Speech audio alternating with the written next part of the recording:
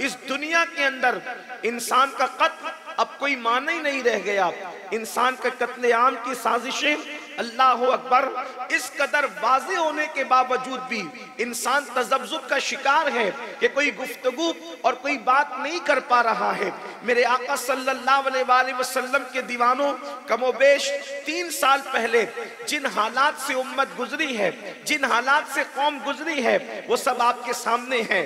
सिसकती हुई लाशें, उठते हुए जनाजे, क्या हमारी निगाहों के सामने कोविड के माहौल के अंदर हमने नहीं देखा? अपने अजीजों को दफन करने के लिए इंसान कब्रिस्तान तक नहीं जा सका। वो खौफ का माहौल था, वो हिरास का माहौल था। वो क्या था मैं नहीं कह सकता, लेकिन इतना जरूर कहूंगा कि वो अल्लाह का अज़ाब था। वो क़यामत की निशानियों में से एक निशानी थी। इसी तरीके से आज अल्लाह अकबर गुर्बत की चक्की में पिस करके पूरी दुनिया के अंदर सबसे ज्यादा अगर लॉजों में किसी की बेटियां बिक रही है तो वो कलेमा पढ़ने वालों की बेटियां हैं। अगर सिग्नलों पर कोई भीख मांग रहा है बुर्का पहनकर तो वो कौम मुस्लिम की बेटियां हैं। मेरे आका सल्लल्लाहु अलैहि वसल्लम के प्यारे दीवानों, इन हालात के अंदर जबकि कहीं बेटियां बिक रही है, कहीं पर बेटियां बुर्का पहनकर भीख मांग रही है, कहीं पर फितना इर्तिदाद है।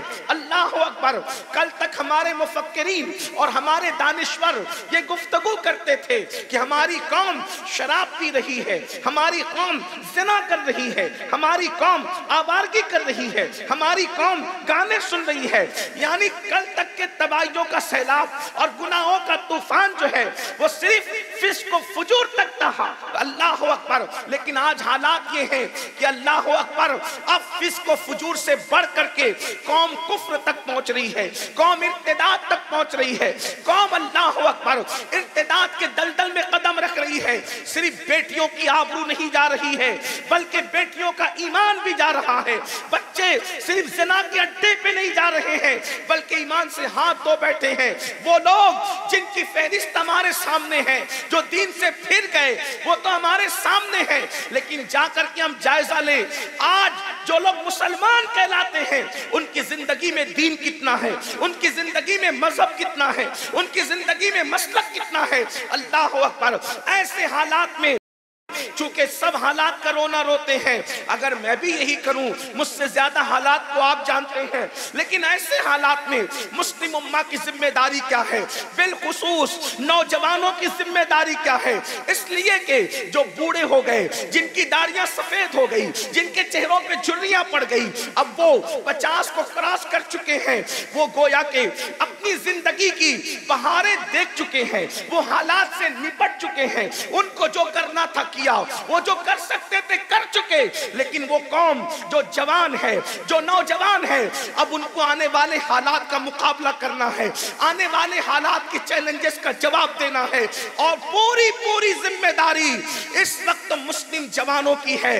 इसलिए कि जवान किसी कौम का सरमाया होता है, जवान किसी कौम का बीमार होता है, जवान किसी कौम की जिंदगी होता है। किसी कौम का जवान सुधर जाए तो उस कौम की तारीख सुनहरी हरफों से लिखी जाती है, और किसी कौम का जवान अगर सो जाए, आवारा हो जाए, अय्याश हो जाए, तो उस कौम को सफ़े हस्ती से मिटा दिया जाता है।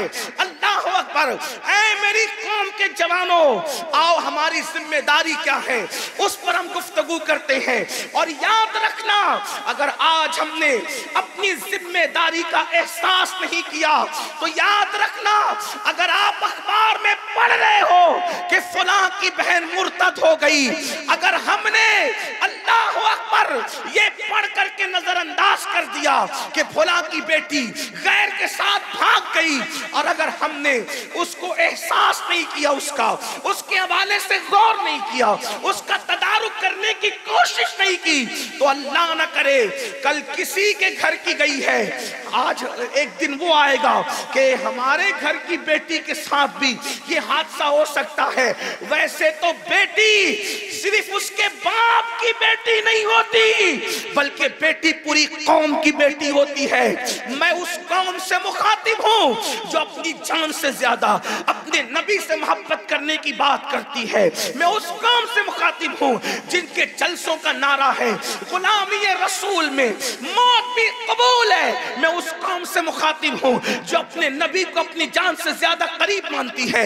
मैं पूछना चाहता हूँ, इश्क मुस्तफा का दावा करने वालों, मुझे बताओ रसूलुल्लाह की उम्मत की कोई बेटी जब किसी काफिर का हाथ पकड़ करके मजहब इस्लाम को छोड़ करके जाती होगी तो उस वक्त तो गुंबदे खजरा के नीचे मकीने गुंबदे खजरा के दिल पर क्या गुजरती होगी, अल्लाह के रसूल के दिल पर क्या गुजरती होगी। अल्लाह अकबर। आपसे पूछना चाहता हूँ, कभी अपने नबी के दिल का ख्याल किया, कभी अपने रसूल के दिल का ख्याल किया? अल्लाह अकबर। वो रसूल जो किसी को कुफ्र पर मरता देखकर रो पड़े, क्या मेरी कौम के जवानों के सामने रसूलुल्लाह की वो रिवायत नहीं? अल्लाह अकबर। एक जनाजा जा रहा है, उस जनाजे को देखकर अल्लाह के रसूल ने पूछा ये किसका जनाजा है? तो सहाबा कहते हैं आका ये फला फला काफिर का जनाजा है। हुजूर अलैहिस्सलाम की आंखों में आंसू थे। बासनी की जमीन पर खुशगवार माहौल में जिंदगी गुजार कर खुश फहमियों में जिंदा रहने वाले सुन्नियों, कान खोल करके सुन लो हमारी जिम्मेदारी क्या है। अल्लाह अकबर, अल्लाह अकबर। एक काफिर का जनाजा देखकर रहमतुल लिल आलमीन की आंखों में आंसू है।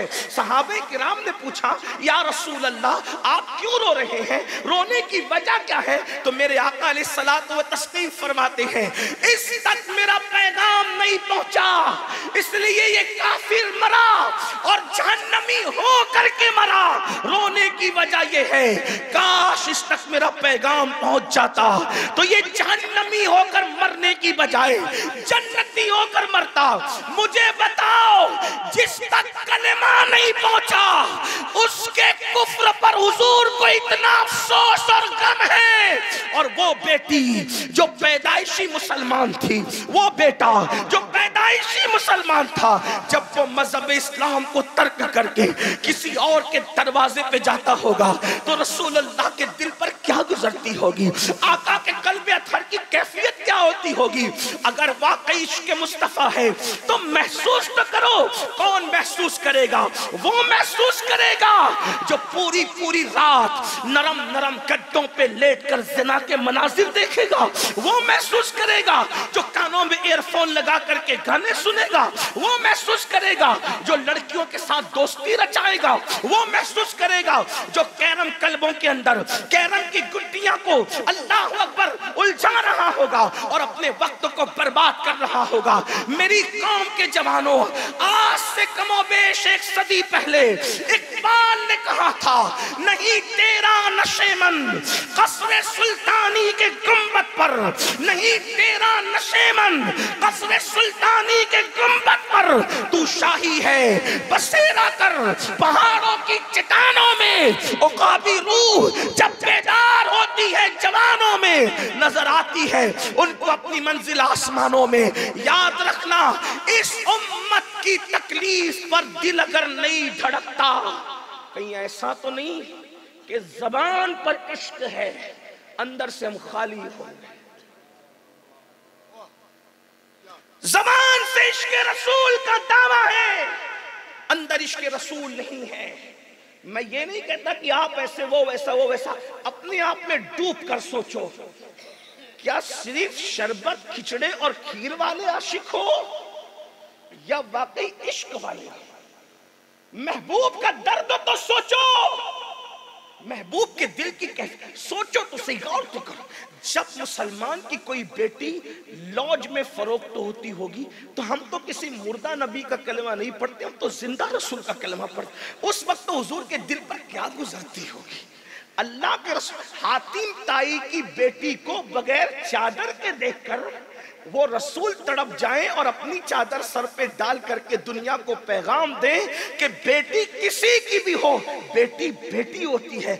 जो रसूल काफिर की बेटी को बगैर चादर के देख के तड़प जाएं, जब उसी रसूल की उम्मत की कोई बच्ची गुर्बत की वजह से लॉज में बिकती होगी, उस वक्त तो रसूलुल्लाह के दिल पर क्या गुजरती होगी। हमारी जिम्मेदारी नहीं हम कौम के बारे में सोचें, हमारी जिम्मेदारी नहीं हम उम्मत के बारे में सोचें, हमारी जिम्मेदारी नहीं, हम हालात के बारे में सोचे। मुसलमान कब तक आखिर तू लड़ता रहेगा, कब तक आखिर तो इफ्तिराक का शिकार रहेगा, कब तक तू सिर्फ अपनी दाल रोटी की बात करता रहेगा, कब तक तू सिर्फ अपने नस्ब की और अपने कबीले की और अपने खानदान की बात करता रहेगा। एक मुसलमान तो बहुत बुलंद होता है इन मसाइल से। मुसलमान के लिए तो सबसे बड़ा मसला ईमान का मसला, अकीदे का मसला, मसलक का मसला सबसे अहम उसके लिए होता है। तो मेरी कौम के जवानों, चूंकि मेरे पास 1 घंटे का टाइम और तकरीबन मैं समझता हूं कि 20 मिनट से ज्यादा का वक्त निकल चुका, हमें करना क्या है ऐसे हालात में? तो देखिए, आज से 1 सदी पहले ऐसे ही हालात बने थे, लेकिन आज तो हालात बदतरीन हैं। हमने क्या करना है? बस आज का ये पैगाम है, हमने 3 काम करना है। बहुत बड़े बड़े उलमा दानिश्वर मौजूद हैं, सादात किराम सैयदैन करीमैन भी मौजूद हैं। बस मैं सबक सुनाने की नियत से आपकी खिदमत में 3 निकाती प्रोग्राम पेश करना चाहता हूं। और बासनी के इस फैजान अशरफ के सालाना इजलास में मैं कोई तकरीर करने की बजाय सिर्फ ये कहूंगा कि मैं अपने असलाफ को सबक सुनाकर और आपकी खिदमत में अपना दर्द दिल पेश करने के लिए आया हूं। थोड़ा गौर फरमा लें, हमें क्या करना है? कौम को मुर्तद होने से बचाना है, क्या करना है? इस्लाम बचाना है, क्या करना है? मजहब बचाना है, क्या करना है? मसलक बचाना है, क्या करना है? याद रखिए, तदबीर फलाह नजात इस्लाह से इमाम अहले सुन्नत ने जो हालात से मुतासिर होकर के किताबचा लिखा था, उसी से इस्तिफादा करते हुए मैं 3 निकात आपके सामने पेश करता हूं। अगर हालात का मुकाबला करना है तो मुसलमानों को पहली चीज चाहिए, सब टेंशन से तवज्जो हटाए, सारे मसाइल से तवज्जो हटाए और 3 निकाती प्रोग्राम को अपनी जिंदगी में शामिल कर ले। हर इंसान, हर पढ़ा लिखा, हर अनपढ़, नंबर 1 सबसे पहली चीज, दीनदार बनेंगे, दीनदार बनाएंगे। पहला नुक्ता यह है, दीनदार बनो, दीनदार बनाओ। अब दीनदार बनो, दीनदार बनाओ का दीनदार बनो और दीनदार बनाओ का मतलब क्या? दीनदारी से मेरी मुराद ये नहीं कि सिर्फ आपके सर पे टोपी हो और आपके चेहरे पे दाढ़ी हो। माफ कीजिएगा, मैं ये दीनदारी की बात नहीं कर रहा हूं। ना दाढ़ी से मुझे इनकार है, ना टोपी से मुझे इनकार है, लेकिन मैं वो दीनदारी की बात नहीं कर रहा हूं जो और लोग भी बात करते हैं रस्मी तौर पर। दीनदारी वो दीनदारी जो सुफ़ा के चबूतरे से मुस्तफा जान रहमत ने इंसान साजी का काम करके वो जो चंद दीनदार दिए थे, जिनको देख करके लोग दीन को समझ लिया करते थे, ऐसे दीनदार बनना है। आज मैं आपसे अर्ज करना चाहता हूं, लोग अच्छी इमारतों से मुतासिर हो रहे हैं, लेकिन ये मुस्तफा जान रहमत का मौजज़ा है। हुजूर ने अच्छी इमारतें बनाने की बजाय हुजूर ने अच्छे इंसान उम्मत को अता फरमाए। आप मुझे बताओ, दुनिया की बड़ी बड़ी यूनिवर्सिटियां जहां एसी है, जहां कमरे हैं, जहां गद्दे हैं, क्या उन यूनिवर्सिटियों में कोई अबू बकर सिद्दीक जैसा इंसान आपको मिलेगा जो सुफ़ा के चबूतरे से मुस्तफा जान रहमत ने अता फरमाया था? सिद्दीक अकबर जैसा, फारूक आजम जैसा, उस्मान गनी जैसा, मौला अली जैसा, सादो सईद जैसा, तलहा व जुबैर जैसा, अशरे मुबश्शरा जैसा, खालिद बिन वलीद जैसा, अबू उबैदा जैसा, अबू हुरैरा जैसा, अबू जर गिफारी जैसा, तमीम दारी अंसारी जैसा। ये वो नफूस थे लोग जिनको देख करके इस्लाम समझ लिया करते थे और कलेमा पढ़ के मुसलमान हो जाया करते थे। आज हमारे पास क्या दीनदारी है? बड़ी माजरत के साथ, जो तबका दीनदार कहलाता है, अगर वो दीनदारी उनमें तलाश करें जो सहाबा की जिंदगी में थी, कहां है?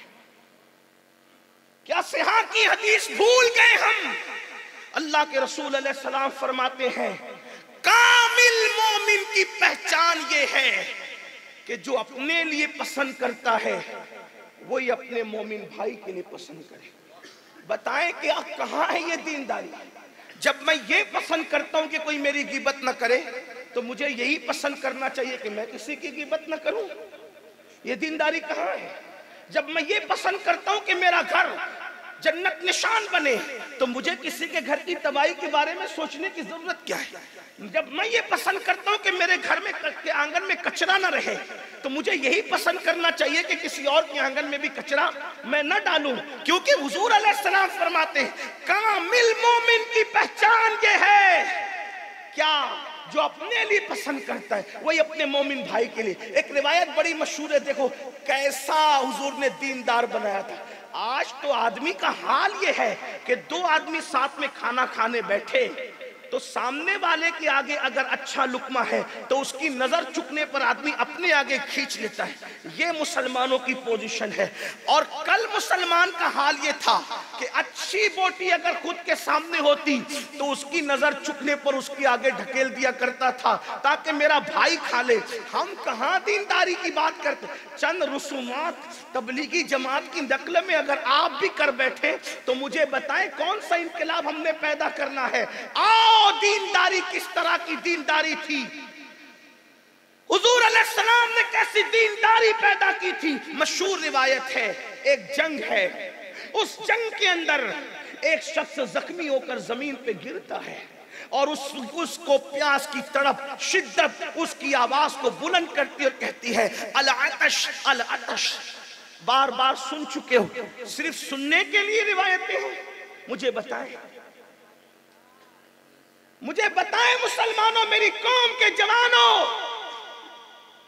प्यास की शिद्दत है, एक जख्मी की प्यास क्या होती है। अल्लाह अकबर। वो गिरता है और उसके पास कोई पानी पिलाने वाला पहुंचता है और दूसरा जख्मी गिर करके अल आतश की आवाज लगाता है, तो वो जख्मी मुंह हटाकर मशकीजे से कहता है मुझसे ज्यादा जरूरत मेरे उस भाई को पानी की है, जाओ पहले उसे पिलाओ।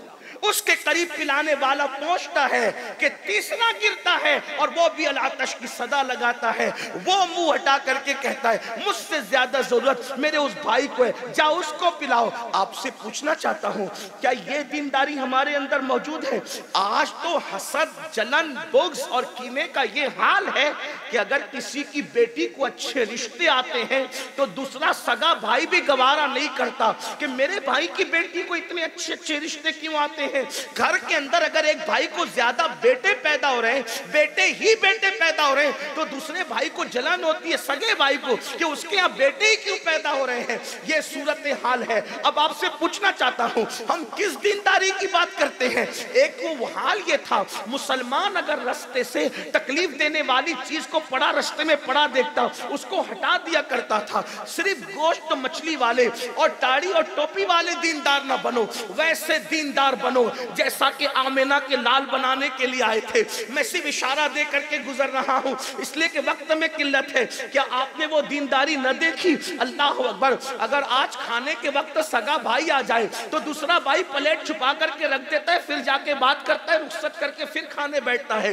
अपनी दीनदारी का हाल क्या था मुसलमानों, जरा तवज्जो तो करो। अल्लाह अकबर। हालत ये थी, एक मर्तबा मेहमान आए, इख्तिसार से काम लेते हुए सिर्फ इशारा दे रहा हूं, तफसील नहीं। अल्लाह अकबर। मेहमान आए और मेहमानों को तकसीम कर दिया गया। एक मेहमान बचा, एक सहाबी बचे और उसके बाद मेहमान को उनके हवाले कर दिया गया। घर में कुछ नहीं था, फाके से थे। बच्चों के लिए एक आदमी का खाना लाकर बच्चों में दोनों को तकसीम करके खिलाने का प्लान था। सहाबी मेहमान को घर लेकर के गए और बीवी से कहा रसूलुल्लाह का मेहमान लाया हूं। बीवी ने कहा आप तो जानते हैं अल्लाह की बरकत है, घर में फाका है, बच्चों के लिए एक आदमी का खाना कर्ज मांग के लाए थे, दोनों को खिलाने का प्लान था। अल्लाह अकबर। तो बीवी से कहा क्या होगा? वो कहा कोई बात नहीं, फिक्र नहीं करे, अल्लाह रब्बुल इज्जत के मेहमान घर आए, रसूलुल्लाह के मेहमान घर आए, एक काम करें मैं बच्चों को बैला फुसला करके सुला दूंगी। अगर खवातीन मौजूद है तो उनकी तवज्जो चाहता हूँ। आजकल की औरत होती तो लड़के कहती मियाँ आपके घर में कुछ नहीं, मेहमान लाए कैसे? लेकिन वो खवातीन, उनको भी रसूलुल्लाह की तरबियत नसीब थी। अल्लाह अल्लाह। उसने कहा मैं बच्चों को बैला फुसला करके सुला दूंगी, मेहमान को खाना खिला देना। अल्लाह अल्लाह। उसके बाद वो सहाबी ने कहा ठीक है, मेहमान को तो खाना खिला देंगे, लेकिन मेहमान जो है वो ये कहेगा ना कि मैं खा रहा हूं तो ये भी खाएं, और जब वो खाएगा हम खाएंगे तो खाना तकसीम हो जाएगा, दोनों का पेट नहीं भरेगा। तब क्या होगा? तो फिर खुद ही शौहर अपनी बीवी से कहते हैं एक काम करना, तुम चिराग की बत्ती को बड़ी करने के बहाने से आ जाना और चिराग बुझा देना, चिराग बुझ जाएगा, हम वो हाथ उठाकर मुंह में डालते रहेंगे, खाली हाथ मुंह चलाते रहेंगे, मेहमान समझेगा हम खाना खा रहे हैं और मेहमान का पेट भर जाएगा, हम भी पानी पी के अल्लाह का शुक्र करके सो जाएंगे, तुम भी शुक्र करते हुए सो जाना, कम से कम रसूलुल्लाह के मेहमान का पेट तो भर जाएगा। और यही हुआ ना, अल्लाह अकबर, सामने एक मेहमान को खाना खिलाने के लिए पूरा घर भूखा सो रहा है। ये हमारी दीनदारी थी मुसलमानों। आपसे पूछना चाहता हूं, आज चंद सिक्कों के बस मुसलमान किसी का कत्ल कर रहा है, आज चंद पैसों के बस किसी की आबरू से खेला जा रहा है, और जब सुबह होती है तो इसका इनाम क्या मिलता है? अल्लाह के रसूल फरमाते हैं तुम्हारी मेजबानी को अल्लाह ने देख लिया और अल्लाह ने तुम्हें जन्नत की बशारत अता फरमाई। आपसे पूछना चाहता हूं, तो दीनदार बनो, दीनदार बनाओ। आज हमारे घरों में दीन नहीं, हमारी बेटियां आदि अस्तिन के कपड़े पहन रही है, किनके? जो हर साल उम्रा को जा रहे हैं, हर साल हज को जा रहे हैं, उनके घर की दीनदारी का नहीं मौलाना, अपना दीनदार बनना का बस काफी है। नहीं, हमारा दीनदार बनना काफी नहीं है। इबादतें मुंह पे मार दी जाएगी अगर आपने अपने बच्चों को दीनदार न बनाया। आप तो चेहरे में बड़ी खूबसूरत दाढ़ी रखें, जवान बेटे का दाढ़ी रखना आपको खुद पसंद नहीं है, माज़अल्लाह, अभी निमत रखना, थोड़ा सा अभी शादी हो जाए उसके बाद रखना, थोड़ी सी उम्र ढल जाए, ये नहीं। खुद दीनदार बनो। और एक बात दिल पे लिख लो, अगर किसी के दिमाग में ये खत तो है कि दीनदार बनेंगे तो बैकवर्ड कहलाएंगे, इज्जत जाएगी और ये होगा और वो होगा, खुदा की इज्जत की कसम, अल्लाह ने जो दीन हमें अता किया है, दीन मुस्तफवी, इसने किसी को कभी जलील होने नहीं दिया, बल्कि इसका दामन जिसने पकड़ लिया है, अरब के शहरा नसीनों को कैसर और किसरा का ताजदार बनाया, इसी दीन ने बनाया, गुमनामों को नेक नाम बनाया। वो बिलाल जो मक्के की जमीन पर कोई इज्जत नहीं रखते थे, जब से दीन की तरफ आए, बिलाल को वो मकाम मिला कि काबा बिलाल के कदमों के नीचे है और बिलाल काबे के ऊपर नजर आ रहे हैं। हजरत उमर इब्ने खत्ताब जैसी शख्सियत उन्हें या सैयदना बिलाल कह करके पुकार रहे हैं। तो दीनदारी वो है। एक बात इससे मुताल्लिक अर्ज कर दूं, आप जानते हैं सहाबा को ये एहसास था, क्या एहसास था? कि दीन से हमें इज्जत मिले। जब हजरत फारूक आजम बैतुल मुकद्दस गए, किस तरह गए? मशहूर वाक़या वो भी, एक ऊंट पर बैठकर गुलाम के साथ, बारी बारी थी, वाक़या आप जानते हैं, उसको बयान करना मकसूद नहीं, इशारा। और जब सामने नाला आ गया, फटे हुए मोजे कंधे पे डाल ली, सामने की तरफ पूरा मजमा इस्तिकबाल करने के लिए खड़ा है, मुसलमान गैर मुस्लिम सब खड़े। भाई हम जहां पहली मर्तबा जाए तो कितने सच संवर कर बन सवर कर हम जाते, करना भी चाहिए। अल्लाह जमीलुन युहिब्बुल जमाल, जीनत कोई मुना नहीं है, लेकिन सहाबा की फिक्र देखो, फटे हुए जूते कंधे पे डाल दिए, फटे हुए कपड़े पेवन, अमीरुल मोमिनीन 22 लाख मुरब्बा मील पर हुकूमत करने वाला, अमीरुल मोमिनीन पेवन वाले लिबास पर बैतुल मुकद्दस आया है। यहूद और नसारा सब देख रहे हैं, मुसलमान। हजरत अबू उबैदा इब्नुल जर्राह और हजरत खालिद बिन वलीद कानों में बात कर रहे हैं, अमीर क्या कर रहे हैं? पहले तो फटे मोजे पहने थे, एक सवारी पर आए थे, उसको भी पानी की वजह से कंधे पे डाला तो छुपे हुए फटे मोजे जाहिर हो गए। पेवन वाला लिबास है। जब उधर गए तो खामोशी से अबू उबैदा इब्नुल जर्राह ने कहा, अमीरुल मोमिनीन ये सब आपको देखने आए हैं, काश कि आप कोई कर्रो फर से आते। फटे मोजे और ये हालत। फारूक आजम ने कंकर उठाई, वो तो फारूक आजम थे, उठाई कंकर और फेंक करके मारा। फरमाया रसूलुल्लाह के विसाल को अभी ज्यादा वक्त भी नहीं गुजरा, लोग ऐसी दुनियादारी की बातें करने लगे। फरमाया तुम्हारा क्या गुमान है कि हमें कपड़ों की वजह से और सवारियों की वजह से इज्जत मिली? वल्लाह हमें कपड़े और सवारियों से इज्जत नहीं, बल्कि अल्लाह के दीन की वजह से इज्जत मिली है और आमिना के लाल की गुलामी की वजह से इज्जत मिली है। तो याद रखना, ये दीन नीचे गिरने नहीं देता, ये दीन ऊपर उठाने के लिए आया। इसलिए दीन पर अमल करने में कभी मत शर्माना। एयरपोर्ट हो, रेलवे स्टेशन हो, कहीं हमें शर्माने की जरूरत नहीं है। शर्माता वो है जहां कजी होती है, कमी होती है। वल्लाह सारे मज़ाहिब की तालीमात को सामने रखो और हमारे मजहब की तालीम को सामने रखो। खुदा के इज्जत की कसम, नहीं सब पर सबसे ज्यादा हसीन तालीम तुम्हारे मजहब की हो तो फिर कहना ये तो हमारी अपनी जिहालत है कि हमने दीन पढ़ा नहीं है। तो दीनदार बनो, दीनदार बनाओ, नंबर 1। नंबर 2, मालदार बनो, मालदार बनाओ। अब आप कहेंगे कि आप भी दुनियादारी पर आगे ना, क्योंकि अल्लाह के रसूल अलैहिस्सलाम की हदीस पाक का मफहूम है कि गुर्बत इंसान को कभी कभी कुफ्र तक ले जाती है। गुर्बत से निकलो। इमाम सुफियान सौरी रदी अल्लाह ताला फरमाते हैं, तिजोरियों से पैसे निकालकर मार्केट में लगाओ और मालदार बनो, चूंकि गुर्बत कुफ्र के दरवाजे तक ले जाती है। गुर्बत की चक्की से निकलो, प्लान करो मालदार कैसे बने। मगर हाँ, मालदार बनने के लिए ये नहीं कि आप जुए से मालदार बनने लगे, सूद से मालदार बनने लगे। मालदार बनने का मतलब ये नहीं कि आप किसी का गला दबा के मालदार बने। मालदार बनने का मतलब ये नहीं कि माअज़ल्लाह सुम्मा माअज़ल्लाह आप किसी का हड़प करके मालदार बने। नहीं, हलाल में बरकत है, हराम में बरकत नहीं है। हलाल से मालदार बनो, मेहनत करो, कोशिश करो, काविश करो, तिजारत करो। मैं तो लोगों से कहता हूं कि जितना वक्त मेरी कौम के जवान मोबाइल में देते हैं, काश कि उतना ही वक्त वो तिजारत में दे तो कहां से कहां पहुंचे। ये जो मोबाइल का खिलौना हमारे हाथ में लोगों ने दिया है ना, कोई मोहब्बत नहीं है। इंटरनेट की जो सहूलत है, वाईफाई की जो सहूलतें हैं, मोहब्बत नहीं। अगर वो हमसे प्यार करते तो हमें रोटी कपड़ा मकान देते। उन्हें हमसे प्यार नहीं, साजिश है। वरना जितना इंटरनेट की सहूलियात और गेम्स वो हमें दे रहे हैं, क्या इजराइल में भी इसकी छूट है? क्या नाम निहात तरक्की याफ्ता मोबाइल में भी, ममालिक में भी इसकी वही छूट है, वही अंदाज है जो हमें कर रहे हैं? वो जानते हैं कि मुसलमानों के पास वो टैलेंट है कि अगर ये तिजारत करेंगे तो इनका कोई मुकाबला नहीं कर सकेगा, ये सियासत करेंगे तो कोई इनका मुकाबला नहीं कर सकेगा, ये पढ़ेंगे तो कोई इनका मुकाबला नहीं कर सकेगा। मेरे भाइयों, इंटरनेट के जंगल से निकलो। मेरे भाइयों, लड़कियों की दोस्ती से निकलो, नाजायज और हराम ताल्लुकात से निकलो, कैरम की दुनिया से निकलो, जुए की दुनिया से निकलो, हराम की दुनिया से निकलो और अपने लिए एक हदफ तय करो कि आपको मालदार बनना है। लेकिन कैसे?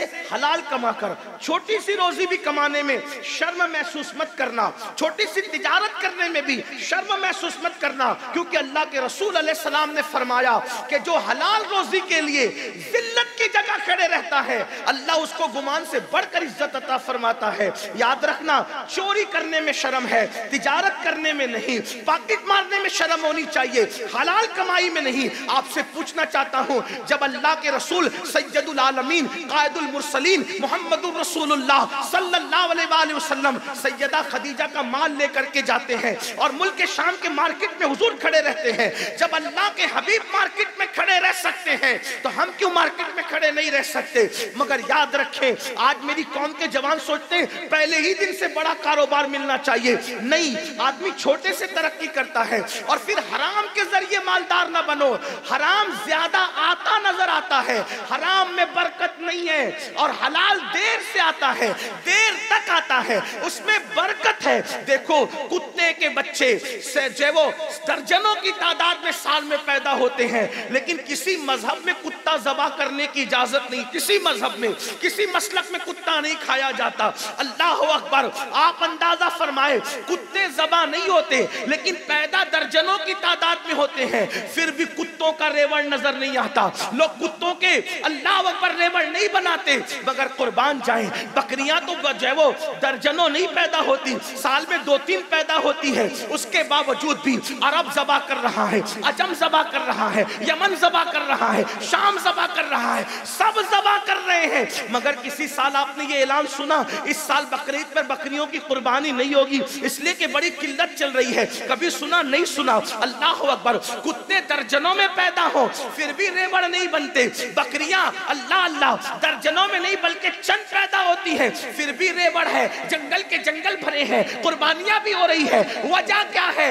कुदरत की तरफ से इशारा मिल रहा है, हराम में बरकत नहीं है और हलाल में अल्लाह ने बरकत रखी है। और दूसरी चीज, जुए से, शराब से, इन सारी कमाई से अल्लाह नाराज है। अल्लाह जिससे नाराज होता है उसमें बरकत नहीं रखता, अल्लाह जिससे राजी होता है उसमें बरकत रखता है। कैसे बरकत रखता है? यजीद के बारे में लोगों ने कहा 8 बेटे छोड़ के मरा, 12 बेटे छोड़ के मरा, बाज ने कहा 14 बेटे छोड़ के मरा, लेकिन अल्लाह यजीद से नाराज है। 14 छोड़ के मरा फिर भी यजीद की नस्ल नजर नहीं आती। इमाम हुसैन एक बीमार छोड़ कर गए थे, मगर आज भी मुसलमानों का कोई मोहल्ला ऐसा नहीं है जहां पर औलाद हुसैन नजर ना आती हो। पता चला अल्लाह की रजा में बरकत है, तो हराम जरिए से माल न कमाओ, हलाल जरिए से मालदार बनो, अच्छे मालदार। आप कहेंगे माज़अल्लाह हमें तो किसी ने बताया रसूलुल्लाह तो गरीब थे, मुफलिस थे, नादार थे। मैंने कहा वो दज्जाल है, दज्जाल जो मेरे नबी को नादार, मुफलिस और गरीब कहता है। हुजूर कोई गरीब नहीं थे, मैं कैसे उनको गरीब कहूं? क्योंकि किसी का माल का हाल ये है कि कोई जमीन का मालिक, जायदाद का मालिक, कोई घर का मालिक, कोई गांव का मालिक, कोई रियासत का मालिक, कोई मुल्क का मालिक, लेकिन मेरे नबी की माल की और दौलत की हालत तो ये है कि अल्लाह रब्बुल इज्जत ने उनको जमीनों का भी मालिक बनाया, आसमानों का भी मालिक बनाया, अर्श का भी मालिक बनाया, जन्नत का भी मालिक बनाया। बल्कि मेरे इमाम तो यहां तक कहते हैं खालिके कुल ने आपको मालिके कुल बना दिया, दोनों जहां है आपके कब्जा व इख्तियार में। आप अंदाजा करें वो रसूल, ये तो बात अकीदत की हुई। हुजूर एक एक मांगने वाले को जंगल भर भर के बकरियां देते, जंगल भर भर के बकरियां। आज आपका करोड़पति आदमी भी किसी को जंगल भर के बकरी भीख में देता है? मांगने वाले आते दिरहमो दिनार इतने देते हैं कि मांगने वाला कहता है या रसूल अल्लाह मुझसे उठाया नहीं जाता। तो अल्लाह के रसूल फरमाते कोई बात नहीं, अगर तुझसे उठाया नहीं जाता तो उठाने के लिए मैं तुझे गुलाम भी अता करता हूं। तो लोग ऐलान करते हुए जाते हैं, लोगों अगर मुसलमान हो जाओगे तो मोहम्मद अरबी तुम्हें माला माल फरमा देंगे, अगर माला माल होना है तो मुसलमान हो जाओ। आपसे पूछना चाहता हूं और उलमा से पूछे, अल्लाह के रसूल सलाम की आमदनी लाखों में थी, जाहिरी दिरहमो दिनार की आमदनी लाखों में थी। हाँ, फिर हुजूर ने पेट पे पत्थर क्यों बांधा? यही खास बात, पेट पे पत्थर क्यों बांधा? इसलिए बांधा कि वो गरीबों के भी नबी थे और वो मालदारों के भी नबी थे। पेट पे इसलिए पत्थर बांधा ताकि हम जैसे गरीबों की गुर्बत पर अपनी सुन्नत का पर्दा डाल दें। अगर हमें कोई फाके में देखे तो कोई ये ना कहे कि देखो इसकी औकात ये कि भूखा मर रहा है, बल्कि फाके में देखकर लोग कहें कि 1400 साल के बाद आज भी अपने नबी की सुन्नत पे अमल कर रहा है। और बकरी का गोश्त इसलिए खाया ताकि बकरी का गोश्त खाने वालों को कोई मगरूर फिरौन और नमरूद से तशबीह ना दे। बकरी का गोश्त इसलिए खाया ताकि आला खाना खाना भी मालदारों के लिए सुन्नत हो जाए, कोई उनको भी ताना ना दे।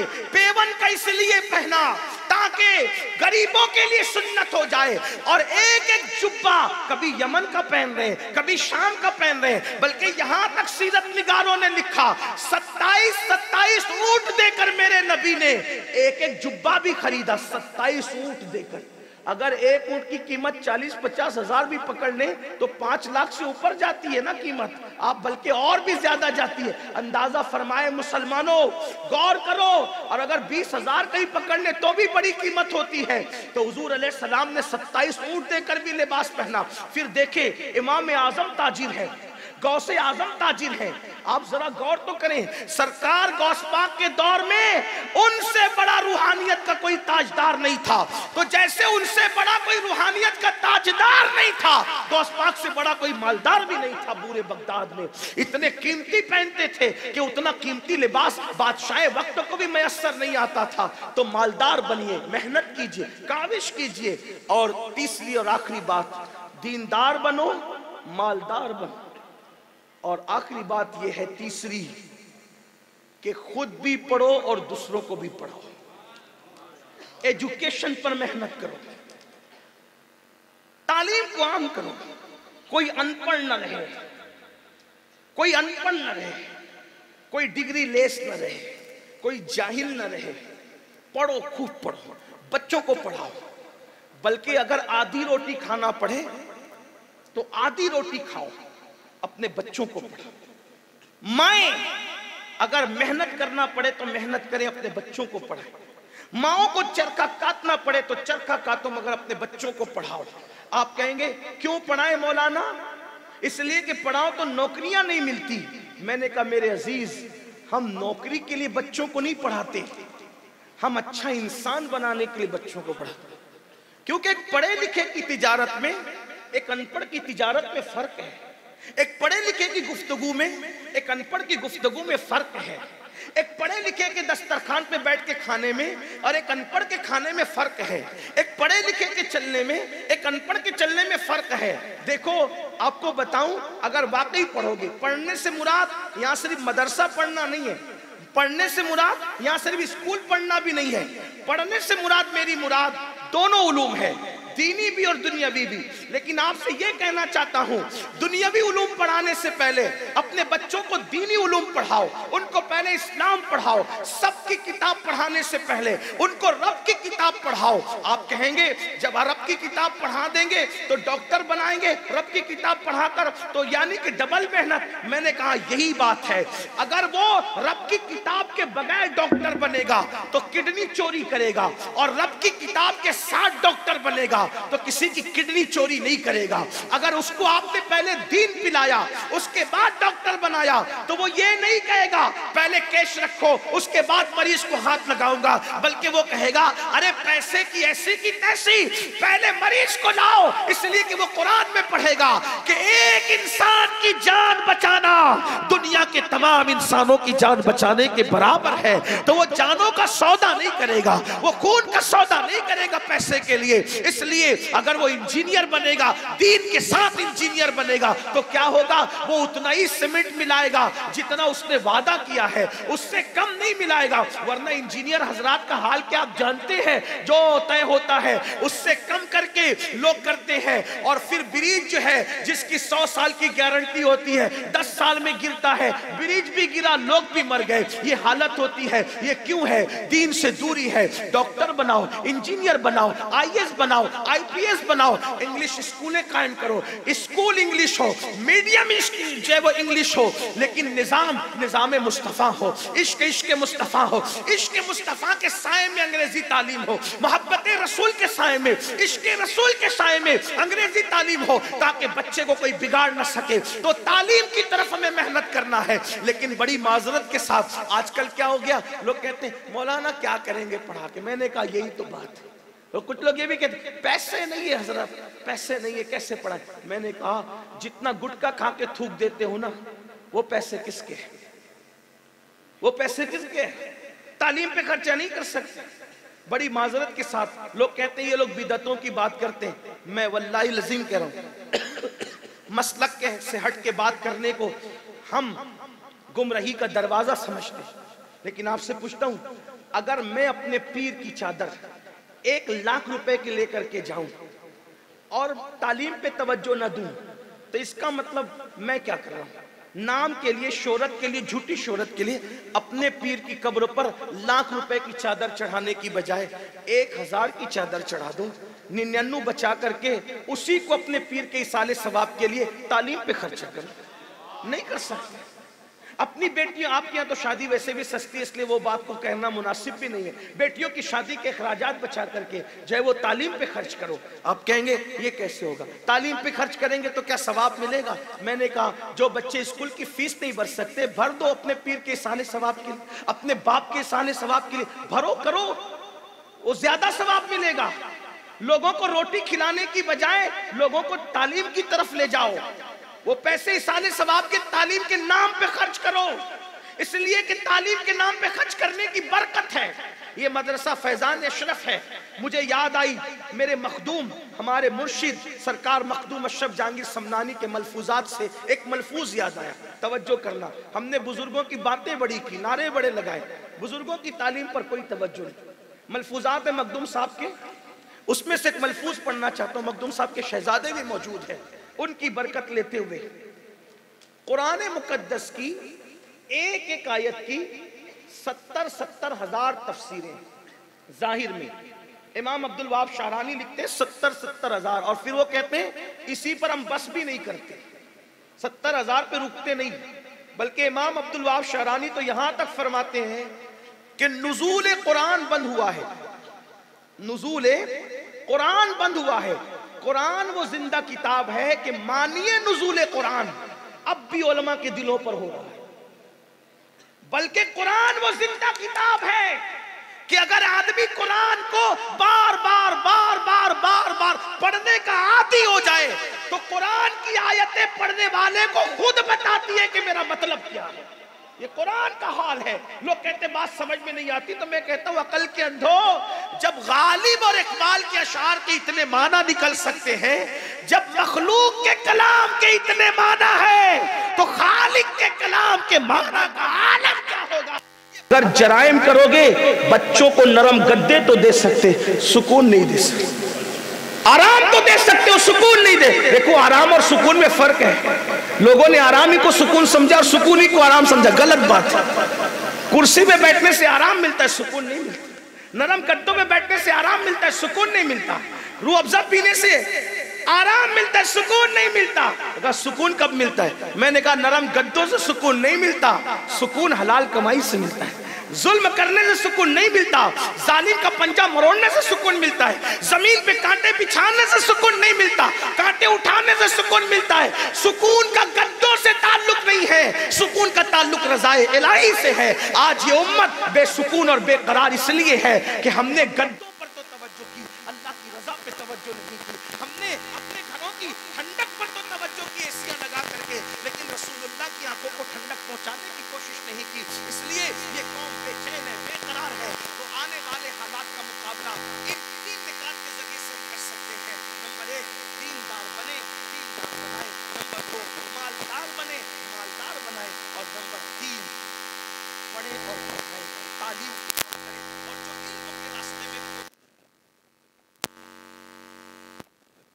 और मदद नहीं कर सकते तो कम से कम उसके लिए दुआ कर दें। मैं हजरत अल्लामा हाफिज सईद साहब और इन जैसे तमाम बुजुर्गों को खिराज मोहब्बत पेश करता हूँ जो दुनियावी और दीनी उलूम के लिए मेहनत कर रहे हैं। अल्हम्दुलिल्लाह सुन्नी दावत इस्लामी भी एक तंजीम है, लेकिन हमारे अमीर, हमारे कायद ने इंग्लिश मीडियम स्कूल का एक तसव्वुर दिया कौम कि इंग्लिश मीडियम से ही कौम गुमराह हो रही है, तो करें क्या? तो कहा इंग्लिश मीडियम स्कूल बंद कर दो। और ये जबरदस्ती की बातें ना करो, बंद नहीं हो सकती कोई चीज। एक बंदा प्यास से अगर बोरिंग का पानी पी रहा है और आप उस प्यासे को कहें कि पानी ना पी, क्या होगा? क्या होगा? आप मुझे बताएं क्या होगा? वो रुकेगा? नहीं रुकेगा। उसका तरीका क्या है? बोरिंग का पानी से रोकना है, पाइप के पानी से रोकना है, गदले पानी से रोकना है। आप उसके सामने फिल्टर बिस्लेरी रख दो ना, आपको कहने की जरूरत नहीं पड़ेगी कि ना पियो।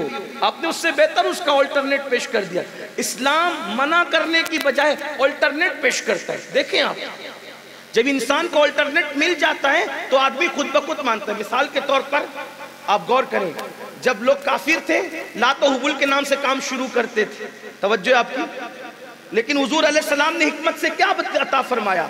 वो लातो हुबुल के नाम से काम शुरू करते थे। जब मुसलमान हुए तो फरमाया हम लातो हुबुल के नाम से काम शुरू नहीं करते, हम तो रहमान और रहीम के नाम से काम शुरू करते। बिस्मिल्लाह अता फरमाई, बिस्मिल्लाहिर रहमानिर रहीम। देखो ऑल्टरनेट कैसे दिया। लोग नंगे होके काबे का तवाफ करते थे, फिक्र क्या थी कि जिस कपड़े में गुनाह करते हैं उस कपड़े में तवाफ कैसे करें, अल्लाह के घर का तवाफ कैसे करें। तो हुजूर ने क्या फरमाया, ठीक है ना नंगे होके करो, न एहराम जो है वो उम्रा में कपड़े पहन के करो। अगर इसको अपने आप को गुनहगार समझते हो तो नंगे भी होना बेहयाई है, और कपड़े पहनने से तुमको कोई तरद्दुद होता है कि ये गुनाह वाले कपड़े, तो हुजूर अलैहि सलाम ने एहराम का तसव्वुर अता फरमाया। देखो ऑल्टरनेट कैसे दिया जा रहा है, ये एक मुकम्मल टॉपिक है जिसको मैं नहीं छेड़ना चाहता, लेकिन आप तवज्जो करें, ऑल्टरनेट पेश करें। हमारा मजहब ऑल्टरनेट का मजहब है। तो लोग अगर अंग्रेजी तालीम के जरिए से इर्तिदाद में डूबे हैं तो हम उसी को चेंज कर दें।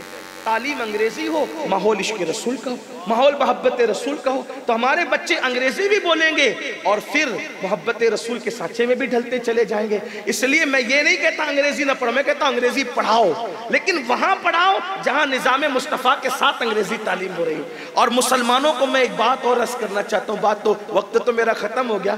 मैं कहता हूँ जो बिजनेसमैन लोग हैं ना, मालदार लोग, फैक्ट्रियाँ कायम करने की बजाय अच्छे स्कूल बनाओ। ये अच्छा बिजनेस भी है, कौम की खिदमत भी है। बेहतरीन शादी हॉल बनाने की बजाय आप अच्छी बिल्डिंग बनाओ, अच्छी स्कूल बनाओ। बल्कि मैं तो ये रोना रो रहा हूँ पूरे हिंदुस्तान में, काश के शाहजहां को कोई मशवरा देता कि मुमताज़ की मोहब्बत में ताजमहल बनाने की बजाय वो एक अच्छी यूनिवर्सिटी बना देते, तो इससे मुमताज़ का नाम भी हो जाता, कौम का काम भी हो जाता। आज वो ताजमहल क्या काम आ रहा है, बल्कि अब तो उस पर भी सवालिया निशान खड़ा है। तो मैं आपसे अर्ज करना चाहता हूँ जो गलतियां पहले हो चुकी उस गलतियों को न दोहराओ, बल्कि मस्जिदों के 2-2 करोड़ के मीनार बनाने की बजाय और गुंबद बनाने की बजाय वो 2 करोड़ रुपए की कॉलेज और यूनिवर्सिटी कायम करो। क्योंकि एक ऊंचा मीनार दूसरा ऊंचा मीनार तामीर नहीं कर सकेगा, लेकिन एक ऊंचा इंसान बनाओगे तो वो कई ऊंचे इंसान कायम करेगा। हजरत अशफाकुल उलमा मुफ्ती आजम राजस्थान जैसा अच्छा इंसान तुम्हें मिला तो उनके जरिए से कितने अच्छे इंसान तुम्हें नसीब हो गए। बापू गुलाम हुसैन जैसी शख्सियत तुम्हें मिली, इनके जरिए से कितने चिराग से चिराग जले। हाफिज सईद जैसा अच्छा इंसान मिला, उनके जरिए से कितने फैजानी तैयार हुए।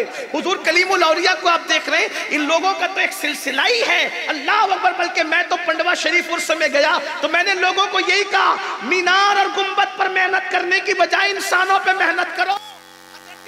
पंडवी ने एक पे मेहनत की और अशरफ सिमना जैसा अच्छा इंसान दिया, उस एक इंसान ने शर्क़ और गर्ब में इंकलाब पैदा कर दिया। बल्कि सिर्फ जमीन के ऊपर नहीं, समुंदरों की तह तक जिसके इंकलाब की आवाज गूंजती नजर आ रही है। इसलिए अच्छे इंसानों पे तवज्जो की जाए, अच्छे इंसानों पे मेहनत की जाए। इंसान अच्छे बनाइए, और अच्छा इंसान इल्म के बगैर नहीं बना सकते। इल्म इंसान को इंसान बना देता है, इल्म बेमाया को सुल्तान बना देता है। इल्म अल्लाह जिसे दे उसे ईमान भी दे, वरना ये वो है जो शैतान बना देता है। ऐसा ना हो कि इल्म हासिल हो तो मसलक से नफरत हो जाए, नहीं, बल्कि इल्म की कितनी बुलंदी पर पहुंच जाए लेकिन मसलक व मजहब का दामन हाथ से न छूटे। और अपना मसलक क्या है? अपना मसलक तो यही है, तेरे गुलामों का नक्शे कदम है राहे खुदा, वो क्या बहक सके जो ये सुराग लेके चले।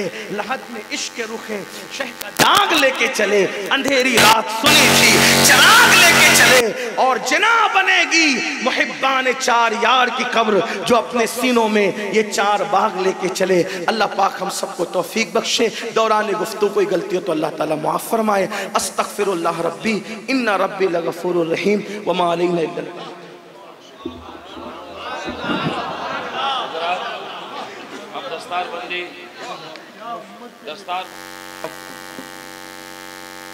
मंजर आप अपनी मातों की आंखों से देखें। सादात किराम, मशाइख इज़ाम, उलमा किराम की नूरानी हाथों से उलमा किराम की दस्तारबंदी हो रही है। अब थोड़ी देर और